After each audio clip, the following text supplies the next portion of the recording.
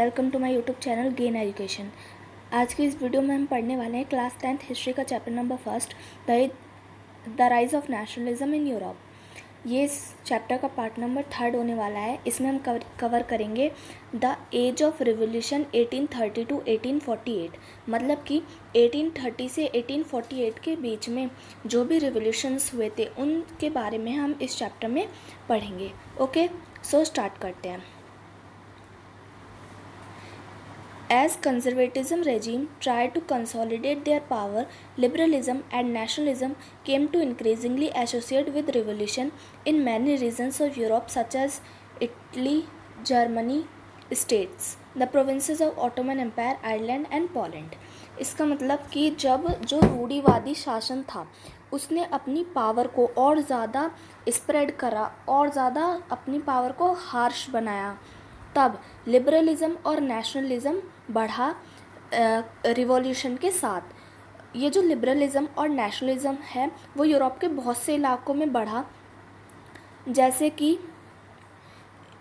Italy, Germany, Ottoman Empire, Ireland and Poland. Okay, these revolutions were led by the liberal nationalists belonging to the educated middle class elite, among whom were professors, school teachers, clerks and members of the commercial class included।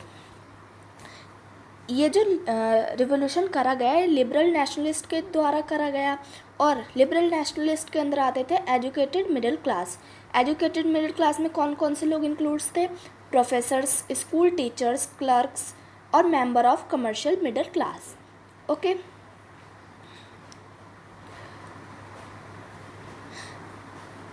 The first upheaval took place in France in July 1830। France में जो पहला revolution हुआ था वो हुआ था जुलाई 1830 में।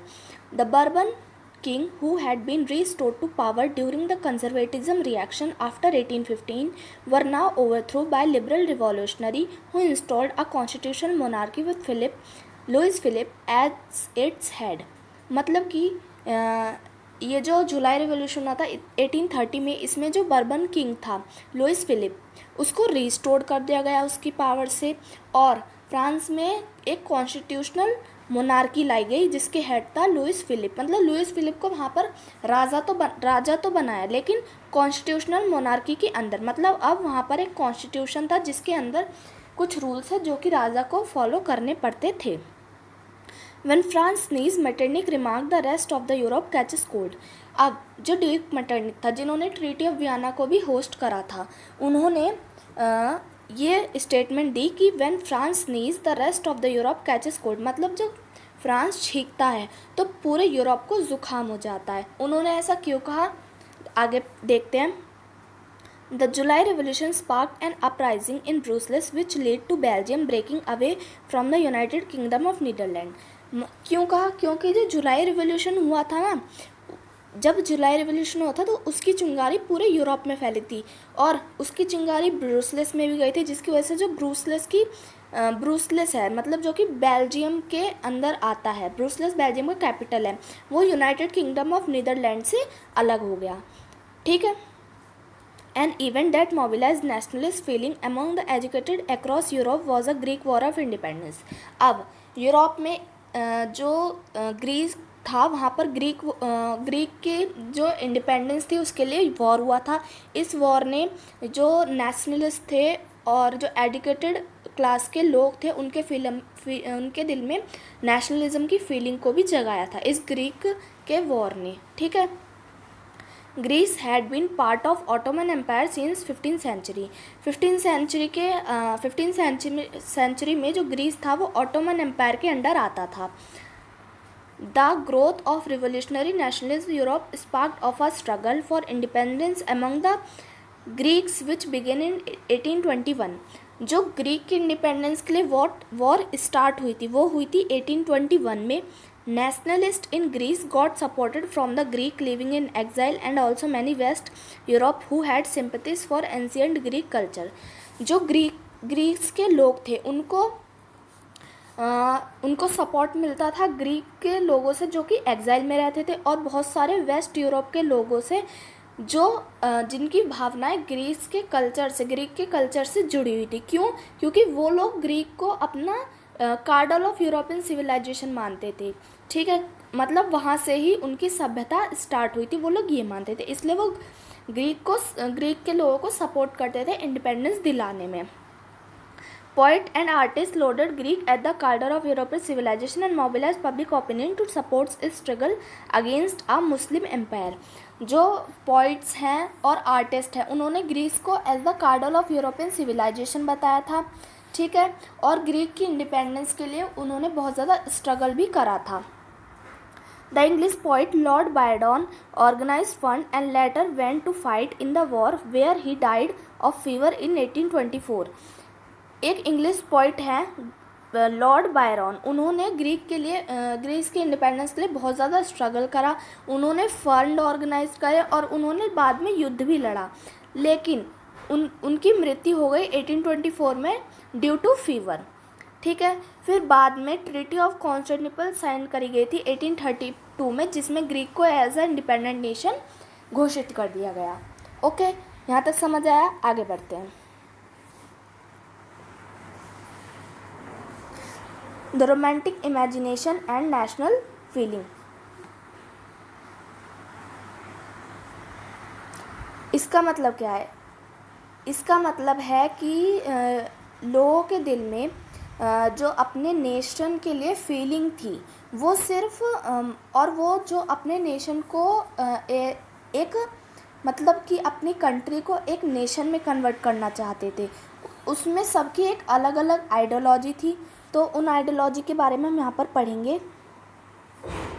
The development of nationalism did not come about only through Wars and territorial expansion. यहाँ पे लिखा है कि जो नेशनलिज्म की फीलिंग है और नेशनलिज्म की स्प्रेडिंग है वो सिर्फ और सिर्फ वॉर के थ्रू या फिर टेरिटोरियल एक्सपेंशन के थ्रू, मतलब कि ज़मीन को बढ़ाने के द्वारा और युद्ध के द्वारा ही नहीं करी जा सकती। Culture play a important role in creating the idea of nation. Art and poverty, stories and music help express and shape nationalist feeling. मतलब कि कल्चर भी नेशनलिस्ट फीलिंग को स्प्रेड करने में बहुत ज़्यादा हेल्प करता है। ठीक है, कल्चर में क्या आ जाता है? आर्ट, पोइट्री, स्टोरी, म्यूज़िक, ये सब भी नेशनलिस्ट फीलिंग को जगाने के लिए लोगों के बीच में बहुत ज़्यादा हेल्प करते हैं। Let us look at romanticism, a culture movement which sought to develop particular form of nationalist sentiment. Romantic artists and poets generally criticize glorification of reason and science. मतलब कि जो रोमांटिसिज्म आर्टिस्ट थे जो कि ये मानते थे कि कल्चर, आर्ट, म्यूज़िक, स्टोरी, ये सब चीज़ें बहुत ज़्यादा इम्पोर्टेंट रोल प्ले करती हैं लोगों के बीच में नेशनलिस्ट फीलिंग जगाने का। वो साइंस को और रीज़न को साइंस की और रीजन्स की बहुत ज़्यादा आलोचना करते थे। ओके,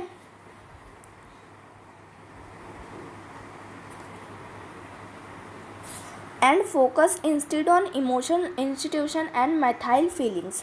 और वो ज़्यादातर फोकस करते थे इमोशंस पे और मिस्टिकल फीलिंग्स पे। ठीक है,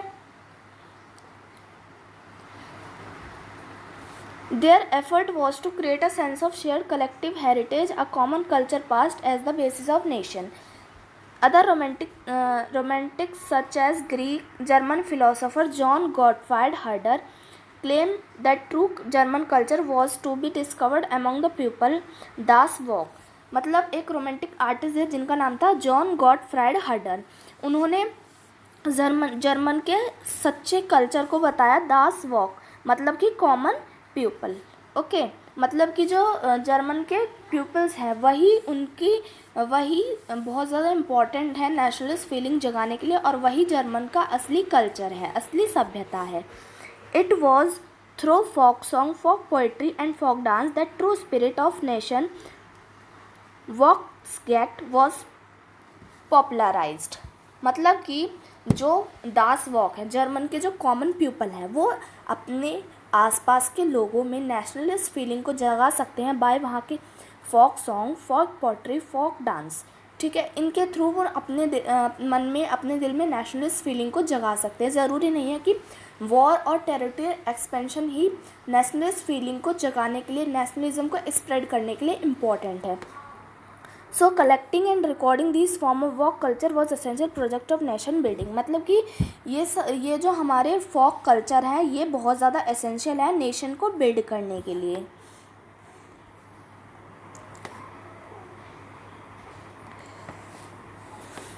The emphasis on vernacular language and the collection of local folklore was not just to cover an ancient nation spirit but also to carry modern nationalist messages to large audience who were not mostly illiterate।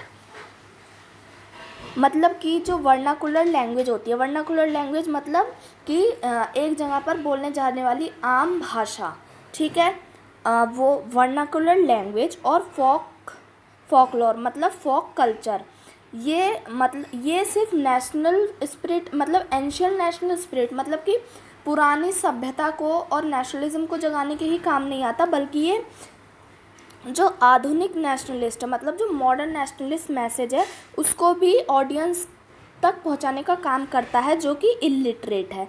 मतलब जो लोग illiterate हैं उनके पास तक भी vernacular language और Fock culture modern और ancient nationalist feeling के मैसेज को पहुंचाने का काम करता है। क्योंकि जो इलिटरेट पीपल हैं उनको और कोई लैंग्वेज आए ना आए, लेकिन उनकी जो कॉमन लोकल लैंग्वेज है वो तो ज़रूर आती ही होगी और उनको अपने कल्चर का भी बहुत अच्छे से ज्ञान होगा। इसलिए this was especially so in the case of Poland which had been partitioned at the end of 18th century by the great power Russia, Prussia and Austria। ऐसा पोलैंड के केस में भी हुआ था जहाँ पर 18th सेंचुरी में great power के थ्रू पोलैंड को डिवाइड कर दिया गया था। ग्रेट पावर कौन कौन सी? रशिया, प्रूसिया एंड ऑस्ट्रिया, ठीक है, इनके थ्रू पोलैंड को डिवाइड कर दिया गया था इन 18th सेंचुरी। इवन थो Poland no longer existed as an independent territory, national feeling were kept alive through music and language। Even जो पोलैंड था वो ज़्यादा देर तक, ज़्यादा दिनों तक, ज़्यादा लंबे समय तक एक इंडिपेंडेंट टेरिटरी भी नहीं रह पाया, लेकिन उनकी मन में अभी भी नेशनल फीलिंग जिंदा थी through music and language. Karol Krupski, for example, celebrated the national struggle through his operas and music, turning folk dance like the Polonaise and Muzurka into national symbol। अब फॉर एग्जांपल जो carol कुरपिंग्सी थे वो अपने national struggle को celebrate करते थे bye ओपरेस and music और folk dance, ठीक है।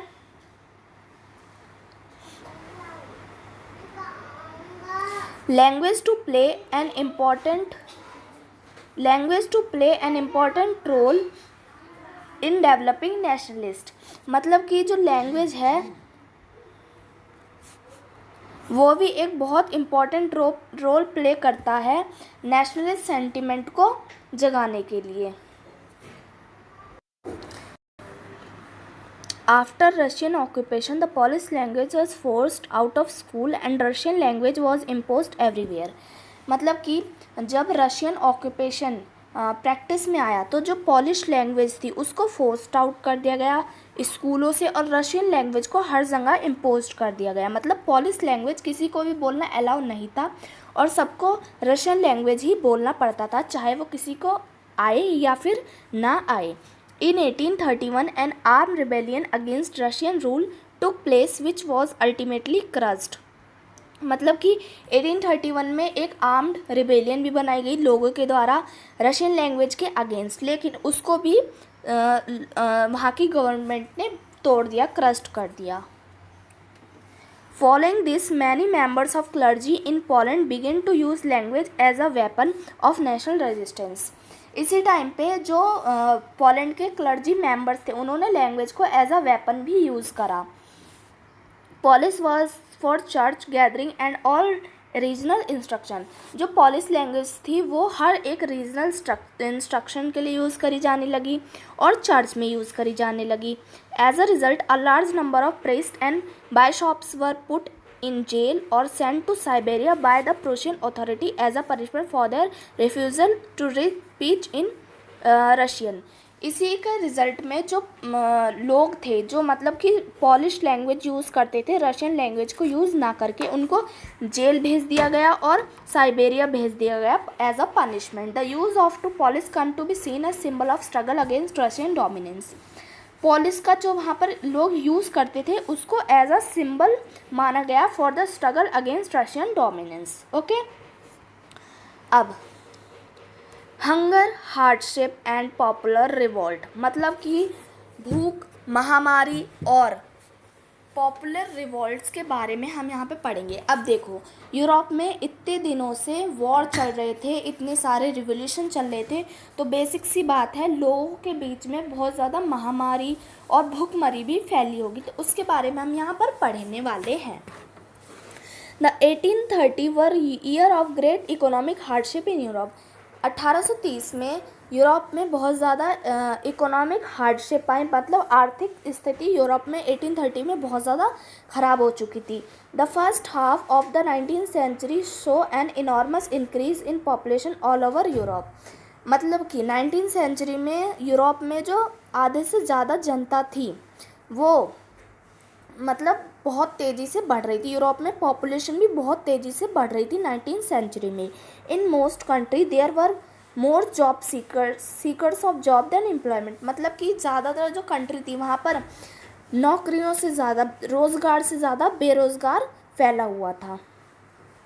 Population from rural area migrated to city to live overcrowd slums, जो रूरल एरिया मतलब गांव के इलाकों से लोग शहर के इलाकों में जा रहे थे। Small producers in town were often faced with stiff competition from import of cheap machine made goods from England, मतलब कि जो स्मॉल प्रोड्यूसर्स थे शहरों में, जो कम मात्रा में सामान प्रोड्यूस करने वाले व्यापारी थे, उनको बहुत ज़्यादा स्टिफ कंपटीशन फेस करने के लिए मिलता था। क्यों?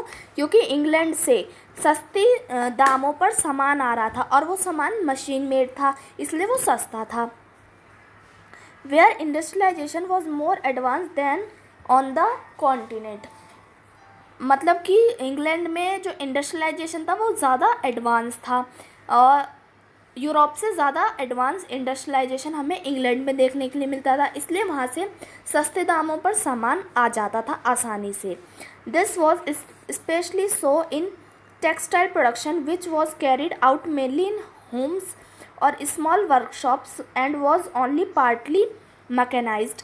इन those regions of Europe were aristocracy still enjoy power, peasants struggle under burden of feudal dues and obligation, the rise of food prices or a year of bad harvest lead to whispered pamperies in town and country, मतलब कि जो aristocracy थी वो अब भी अपनी power को enjoy कर रही थी, लेकिन जो पीजेंट्स थे वो बहुत ज़्यादा स्ट्रगल कर रहे थे, उन पर फ्यूडल ड्यूज़ भी बहुत ज़्यादा बढ़ गया था, मतलब कि उन पर बहुत ज़्यादा कर्जा भी हो गया था। ठीक है, और उसी साल वहाँ पर यूरोप में बैड हार्वेस्ट भी हुई, जिसकी वजह से लोगों को बहुत ज़्यादा सहन करना पड़ा। The year of 1848 was one such year. Food shortage and whisper unemployment brought the population of Paris out of the roads, मतलब कि 1848 एक बहुत बुरा साल था यूरोप की जनता के लिए, क्योंकि वहाँ पर फूड शॉर्टेज बहुत ज़्यादा बढ़ गया था और अनएम्प्लॉयमेंट भी बहुत ज़्यादा बढ़ गया था। जो पेरिस की जनता थी वो अब रोड पर आ चुकी थी। Barricades were created and Louis erected and Louis Philippe was force to flee. अब इसकी वजह से जो पेरिस की जनता थी उसको बहुत ज़्यादा गुस्सा आया और उनका गुस्सा अब वहाँ की गवर्नमेंट पर उमड़ रहा था, इसलिए लुइस फिलिप वहाँ से पेरिस से भाग गया अपनी गद्दी छोड़कर।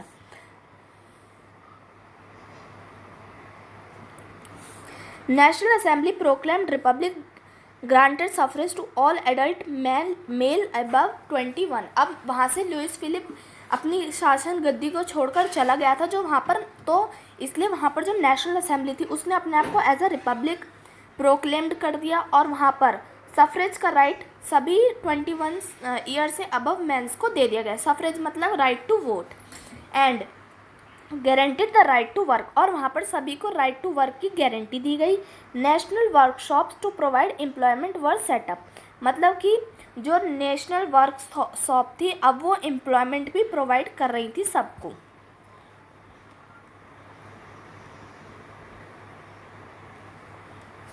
Earlier in 1845, weavers in Silesia had led a revolt against contractors who supplied them raw material and gave them orders for finished textile but drastically reduced their payments. अब 1845 में वीवर इन सिलेसिया में जो वीवर्स थे उन्होंने भी एक revolt करा against the contractor जो कि उन्हें रॉ मटेरियल सप्लाई करते थे और उन्हें ऑर्डर देते थे कि इस रॉ मटेरियल से वो सामान बनाए, लेकिन उनको जो पेमेंट थी वो बहुत कम मिलती थी. The journalist Wilhelm Wolff describe the event in Silesia village as follow. एक जर्नलिस्ट विल्हेम वॉल्फ, उसने इस सिलेसिया के इवेंट को डिस्क्राइब करा है.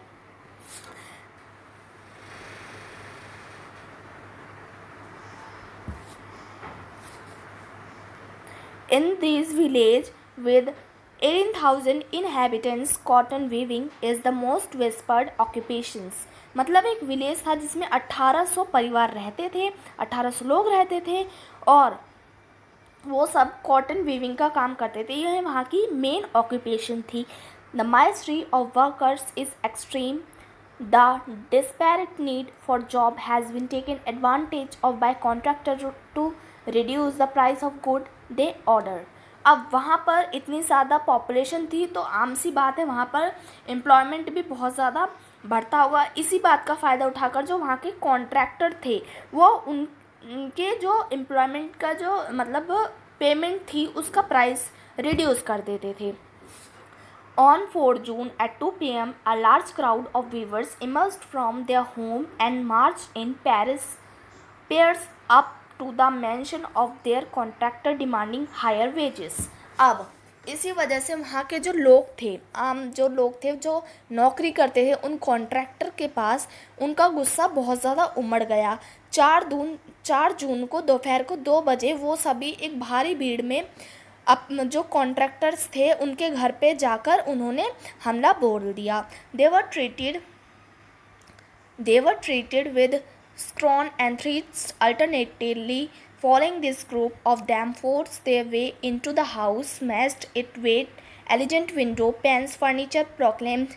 Another group broke into the storehouse and plundered it of supply of cloths, which tore for shreds. मतलब कि जो वीवर्स थे वो कॉन्ट्रैक्टर्स के घर पर उन सभी वीवर्स ने हमला बोल दिया था और वहाँ पर जितना भी फर्नीचर्स थे, जितने भी सामान थे, सब लेकर वो लोग भाग गए थे उनके घरों से और जितने भी कपड़े थे वो सभी जला दिए थे. Contractor fled with his family to a neighbouring village which however refused to shelter such as person. अब जितने भी कॉन्ट्रैक्टर्स थे वो अपनी फैमिली के साथ साइड जो उनके कंट्री के बगल वाला विलेज था, नेबरिंग विलेज था, वहाँ पर अपने शेल्टर के लिए गए, लेकिन वहाँ के लोगों ने उन्हें शेल्टर देने से मना कर दिया. He turned 24 hours left our request army in the chain that follow 11 weavers were shot. तो वो सभी जो कॉन्ट्रैक्टर्स थे वो 24 घंटे के बाद आर्मी के साथ लौटे और 11 वीवर्स इस रिवॉल्ट में मारे भी गए.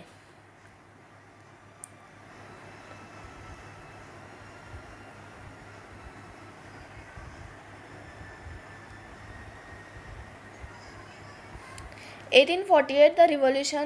Revolution of the liberals. मतलब कि 1848 में जो लिबरलिस्ट थे उन्होंने रिवोल्यूशन करा था. इस रिवोल्यूशन के बारे में हम यहाँ पर पढ़ेंगे.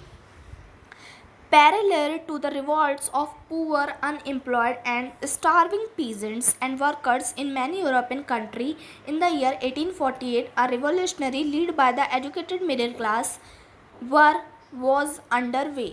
मतलब कि 1848 में एजुकेटेड मिडिल क्लास के थ्रू एक रिवोल्यूशन करा गया यूरोप की बहुत सी कंट्रीज़ में, ठीक है, जो कि एजुकेटेड मिडिल क्लास ने करा था for the help of poor, unemployment and starving peasants. ठीक है. Events of February 1848 in France had brought about the abdication of the monarch and republic based on universal male suffrage has been proclaimed. इस event में फरवरी 1848 को जो monarchy थी उसने ये घोषित कर दिया गया था, उसने मेल सफरेज को घोषित कर दिया, मतलब कि मेल्स को राइट टू वोट दे दिया था. इसके बारे में हम पढ़ेंगे आगे.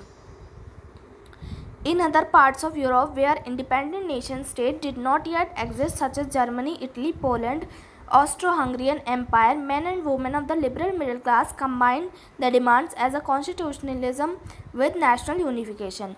मतलब कि यूरोप के बहुत सारे जो इंडिपेंडेंट नेशन अभी तक नहीं बने थे, जैसे Germany, Italy, Poland, Austro Hungarian Empire, वहाँ पर जितने भी मेंस और वुमेन्स थे लिबरल मिडिल क्लास के, उन्होंने अपनी कुछ डिमांड को कलेक्ट करा और उसमें कॉन्स्टिट्यूशन विद नेशनल यूनिफिकेशन की डिमांड जो थी वो मेन थी। मतलब कि एक कॉन्स्टिट्यूशन होना चाहिए और जो हमारी कंट्री है वो नेशन स्टेट बननी चाहिए, ये उनकी मेन डिमांड थी। They took advantage of the growing popular unrest to push their demand for a creation of nation state on parliamentary principle, a constitution, freedom of press and freedom of association. उनकी कुछ demands थी जिसमें कि main demands थी, एक constitution होना चाहिए, freedom of press होनी चाहिए और फ्रीडम ऑफ एसोसिएशन होनी चाहिए। ये उनकी कुछ मेन डिमांड्स थी।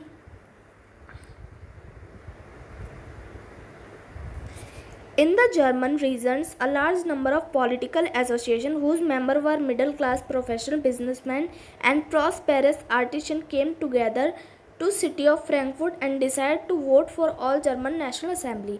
मतलब कि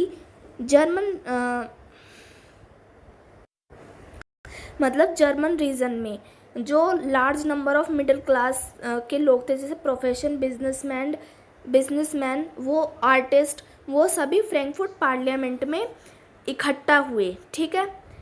on 1848 831 elected representative march in a festive procession to take their place in Frankfurt Parliament convent church of S T Paul. मतलब फ्रैंकफर्ट पार्लियामेंट में एस टी पॉल की चर्च में वो सभी 831 इलेक्टेड जो रिप्रेजेंटेटिव थे वो सभी इकट्ठा हुए। They drafted a constitution for German nation to be headed by monarchy subject to parliament. उन्होंने एक कॉन्स्टिट्यूशन ड्राफ्ट करा, मतलब एक constitution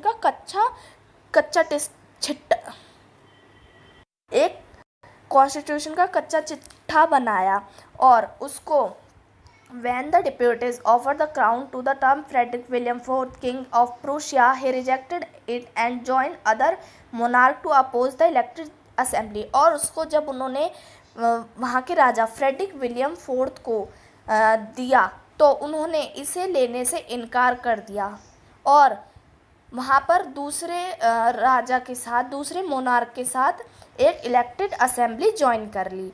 while the opposition of aristocracy and military become stronger, क्योंकि वहाँ की जो एरिस्टोक्रेसी थी और मिलिट्री थी वो बहुत ज़्यादा स्ट्रॉन्ग थी। The social basis of parliament Erode, तो वहाँ पर जो भी लोग आए थे लिबरल मिडिल क्लास के, उनको नज़रअंदाज कर दिया गया।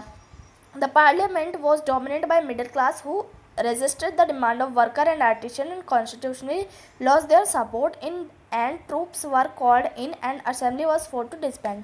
मतलब कि जो लिबरल मिडिल क्लास थी वो पॉपुलेशन उनकी मतलब ज़्यादा थी, मेजॉरिटी में थी, लेकिन वो बहुत ज़्यादा कमज़ोर थे। वहाँ पर एरिस्टोक्रेसी ज़्यादा पावरफुल थी, उसकी डोमिनेंट थी, इसलिए जो लिबरल मिडिल क्लास थे उनको रिजेक्ट कर दिया गया और लास्ट में जो ट्रूप्स थे, मतलब जो सैनिक थे, उनको कहा गया कि ये जो लिबरल मिडिल क्लास है इनको फोर्स आउट कर दिया जाए चर्च से, असेंबली से।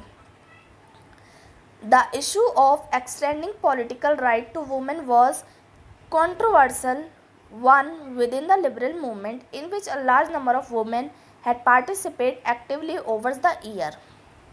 मतलब कि वुमेंस के पॉलिटिकल राइट्स के लिए भी बहुत ज़्यादा स्ट्रगल किया गया, जिसमें वुमेंस ने बहुत ज़्यादा एक्टिव पार्टिसिपेट लिया कुछ सालों तक।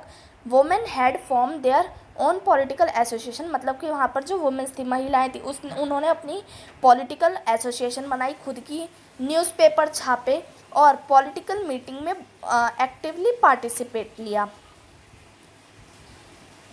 Despite this they were denied suffrage right during the election assembly.